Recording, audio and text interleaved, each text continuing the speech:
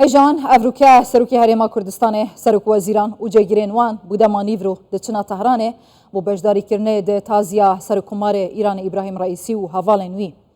یعنی ارکه جیران تیه پکتینن انیتا خو به تایبتیش بو باشتر کرنا پیوندیان ده سرک وزیران مسرور بارزانی راگهاند گوتی ام خمگینین به بونه گلک جدل میشا د چنا تهران جی هلبت جو بجداری کرنه د تازیا خود جرازیان لهویدارم بونین وها ببنه دست پیکا باشتر بونه پیوندیان هلبت افسر و ساریا قاسی سالا که دناف برا تهران و هولیر هبو به سردانا سروکی هرما کردستان نیچیروان بارزانیا پیشی 2 هفتیان هرچی قاس دستپیکا باشبونا پیوندیان جیبیتن لیدیسا بجداری کرنا شاندان د تازین هوزا بجداری کرن دشین و شادیا داد بیت دستپیکا که باش بخورد بونا پیوندیان بگشتی لسروی مجاره ج دکتور ابراهیم سمو مامستای زانکوش رو وکار سیاسی ج ده که دپرسم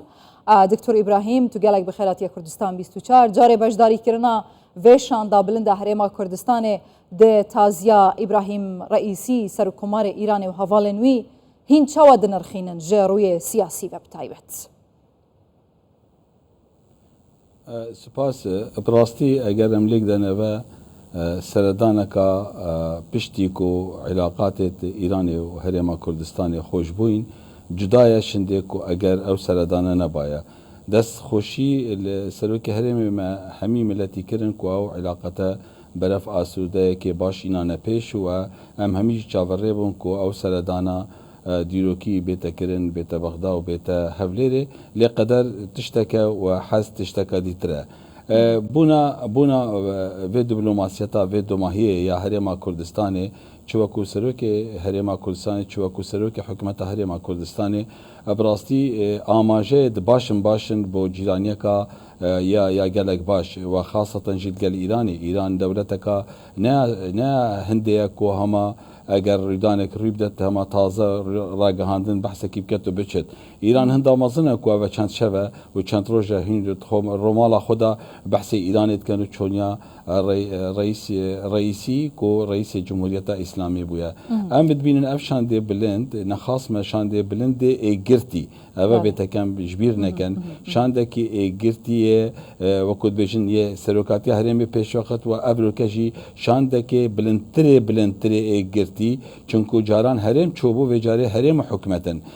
حکمتن شانده کی گرتی چون براستی اوه خوب خوشی دلیوه که چونکو مرن راست تعالی نخوشه لمرن دلیوه که جیکو خراد گهین تیک چوکو سر آست نافخویی وکو سیاسات نافخویی چه آست حتی خیزانی مرن تشتكى هميات جهين تيك وچه نخاص من دولتا كواكي إيران أبروكا دنيا مروفا دي جهن إيك ودي جلك شافي كفنيت لا بلاجي هبن دنا براشان دي بلندي هريما كردستاني بو إيراني اف چونا سردانا قنصلية إيران الأربيلي دهي وبير الجل أبي چونا وي وبده هي بلند بو وقت بيجن بو إيراني و داخيانية نوينرين إيراني چل هرمي چل عراقي و چل سرآست إيراني و سياستا ثابتة إيراني ويد جهينت كو أبروكا راستا مرنكا بس كرنفالكا چونکو مرن نه ام بلا وصا حضر نکن هر مرن نکن عنی تعالاتیک بس تعالاتیک کوم کرا خلق کی ویا ایران جی تابروکا دا بیشم بو سر رای مرنا رئیسی بس نامه کا وکیل بو گلک دولتا کو ایران دولتا کا مزنه و زلهزه و یا بهزه و خلق کی کفت خماوده و علاقات تود برفرهنو تاریخ اویج تاریخ کا مشرفه خوش بختانه كرد جلك راستا بيجن يعني هند تشت دف كردا تاخيرتين لدي سافا تاخير بونا كاخير تدابت باشا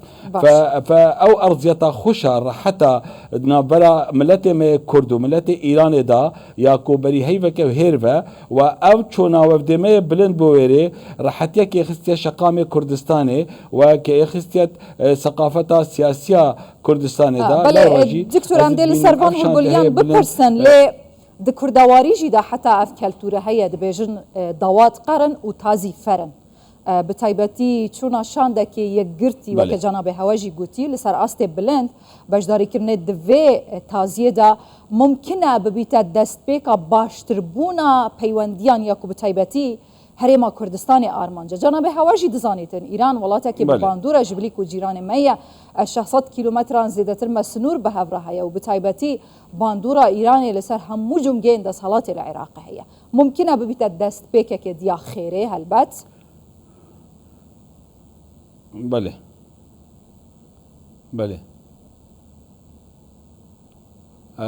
از دنگل دف من هاتا بچرین بس از بسیارتا تیگه اشتم اگر املیک دنه و کود بیشن دهوت فرن و تازیب قرن راسته علم کوملاتیه دا اوت شکی فرن لیت سیاست دا بدیت نامن الخوشیا و نخوشیا دف من فرن يعني تخوشية دولة دا بو علاقات السياسية فرن حضور مروفي تدهبت ومرنجي دا حضور مروفي تدهبت لو را من أمريكا ديتي سر رايكو واجبة لواجبة كي جلكي فرجي كو أمريكا سركاتي هرمي بفي شانده هي بلند بجداري في مراسم بكت چوكا بخوب خويت جهينت كو كرتيت بجنا دولة إيراني بجنا ملة إيراني ملة كي هفسوسن برانا هفالن جيرانن مدفد جانكا بختور بجين وابو بو في بختوريه جي خو ابا يعني نهن دصانه هي جي افوفد شو ايراني بتم بحسابات السياسيه الدوليه جي بكن چونكو ام امريكا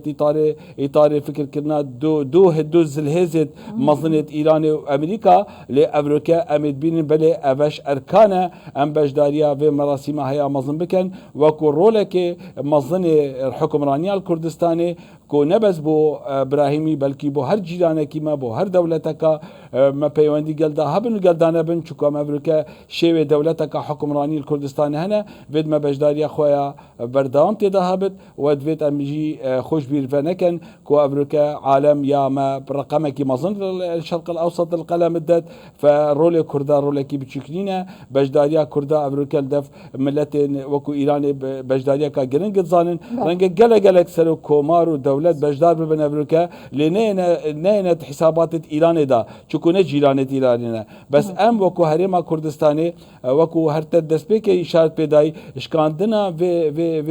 و حشکاتیا علاقات ناورا ایران و کردادا ببیر رنگی تصور من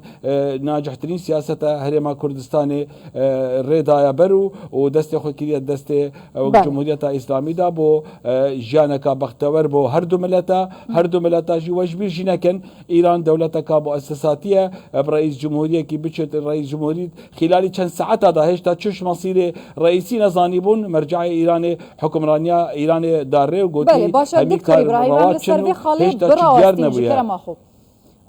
آیا دناوا پنجی روزاندا یانجی سر کماره که دی کابینه که دی وزیر که دی در و هیچ گوهرتن دی بسر سیاست ایران بتایبتی لسر است در و چه ببن یا مزانی ابراهیم رئیسی بتایبتی شیا بولی سر ناکوکی نافخوی ایران جی بالانس کی را گریتن عبداللهیان جی دیپلمات کی گلک بهز بو حتی لسر است ناف دولتی بقاسم سلیمانی دیپلمات دهات وصف کرن آیا بنمانا وان هر دو کساتین گرنگن سیاسین ایرانی گوهرتن لسر است سیاست در و تایبت چید بن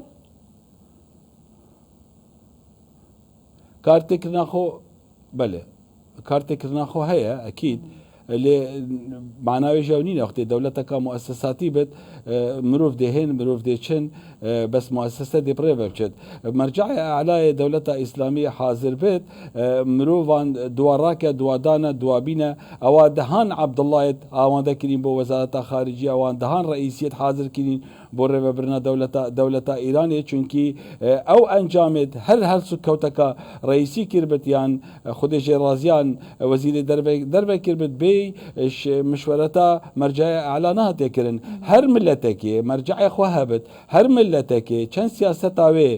جاران بر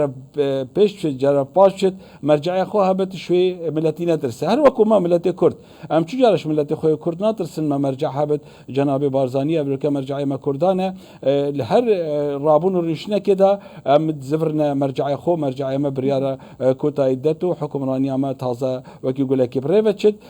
ایران جی یا شیعی خب کتا دولتا کا مؤسسات وکی امریکا جو بايدن بچت ترامبيد هندا كارتكرين تخوها بن سر صعيد الشخصي لسر صعيد مؤسسة دولة أمريكي سر صعيد مؤسسة دولة إيراني سر صعيد مؤسسة دولة كردستان يعني بيجينا كي إجازة بت أم تجارة بيت شخونة ترسن إيران شي شخونة ترسن إكش أسباب نخوش ترسناوي كتنا كسا كده انقلاب ناكفني الإيراني كتنا كسا كده الأمريكا كسنا كفته كتنا كسا كده سياسة كردستان دا أمريكا تايبتي حكمرانية كردستان كتنا كسا كده شو حكمرانية كردستان انقلاب ناكفني شو مرجعيتك ما هي مرجعيتك هي أبا نقطة مشتركة دولة مؤسساتنا فكرجي دولتك مؤسساتية لو رب مؤسسة هي مظن أمريكا دي بجدار بن مراسيمت نشتنا وكيل بيجن بشارتنا الرئيسي ووزير خارجية إيران داوت وكيل بيجن خاطرة خوشي خوازن دكتور إبراهيم هرچند دا يعني كسي يكم برياردار ريبر إيراني بيتن و کسی دویم جی سر و کمار بید لگوری دستور تف بگریتن لیدی ساجی ناه تفشارتن لنافخو ایران گلک ناکوکی هنه لسر آست سیاسی و سربازی اولاد دنیا که کشین آبوری سزاین ولاتین اوروپی دسر وان دا امریکان دا دنالیتن کشین قول دگل امریکا هنه لنافچه جه سوریا، عراق، لیبیا، یمن، دماهی غزه بگشتی روش حالاتا ناوین ناکوکی و آلوزین هنین چید بن همویان ایران دهیتا تهمت بارکرین جالی امریکا ولاتین روژهاوا و کواتا بنمانا کسکی کوشیایه حتی رادای کی دست خودانی تسر ناکوکی نافخو کب بکتن بهاتنا کسکی دی ممکنه اف ناکوکین قولن دناوا ایران دا زیدتر در بکون و باندور کاریگریا خوب بکتن لسر سیاست و آبوریا ایران حتی لسر آستی دروش بيقومان اگر املك دنفا كوان بيجن هما رقمكي بسيط بو ابراهيم رئيسي خود جرازي بد رقمكي بسيط نبويا بلكو شارزاك زيلك بويا وجبي صاليا خو حكمرانيا شورشا اسلامي دا هتا نكاي هاتيا وقت بيجن تدريب كرين هتاكو جهشتي عاستكي الايراني القلم الدانكو بشتي مرجعي اوا فجبليكو ام هاتنا بركا ميفان بنسر چونا وفديرا كان وكو تشافديرا كي فاردانا و چندروجو شوا ام بيدا بر خدني قالك طايديچنا في بابتي لي منوت البرنامج خدر كبني أمريكا كوان بحث كان رئيسي كساتك هندي أبويا تشافيد دشمنا وتشافيد نهارت إيراني لبوينا كو أبا كسكي كاريجر الدولة الإيرانية راسي أسنابينم كو جيجري ودشي جيوي جرت وأسنابينم دي جيجري وزير خارجية إيراني جيوي جرت لمعناه أونين جيكو سياسة إيراني دي آلوغورد مزن كبني بشخصات كارتكرنيت كان للرئيسي ما ببي نبت هر چون و هر صيغه بهات اقدردو جافي كفنا مدير مكتبي القناه ايرانيه رسمي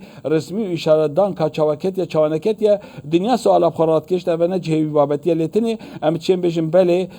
كساتيا الرئيسي زحمته بديلي بصانهي الايراني بيدابت لتشتش خرب قواتر مرجعيتها ايراني او يا قرار دانا ايران اتكت بيجت الرئيسي بت شو وزير بن شو وزير توابن اجبر هندجي اس شو الوغوريت مظن نابينم بشونا خد جرازي الرئيسي وزير خارجيه ايران بلكو ازد بينم دي بردام كيف توا علاقات دكتور ابراهيم بلا بسياره دماهيه لسربانش كو غمانه بيتن لسراست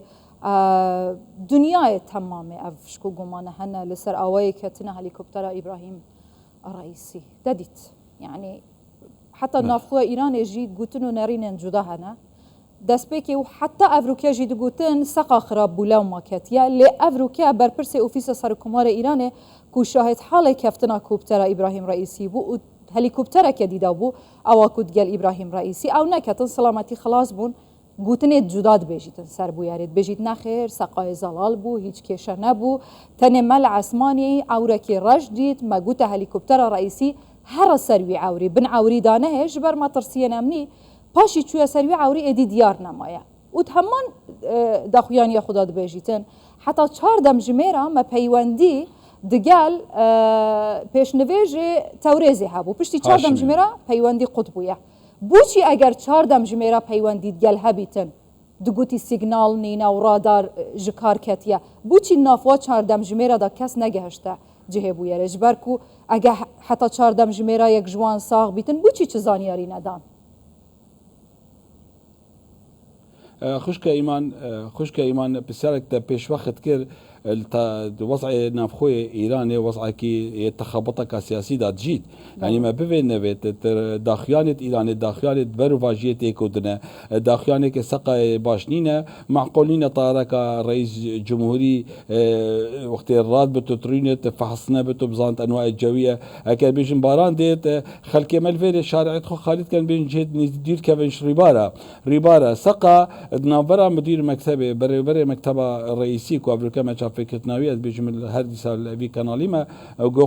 جو خداي قال جدايا شوان همي والرأي ديتر ويا واقع حرج مديتي بل وكو كش هواي خراب لي ديار بويا لأو وقت الربابري مكتبه بحسيت كات تشتكي سيره دو طياره بسلامتي بجهن اجنا جات از نشرو فكارك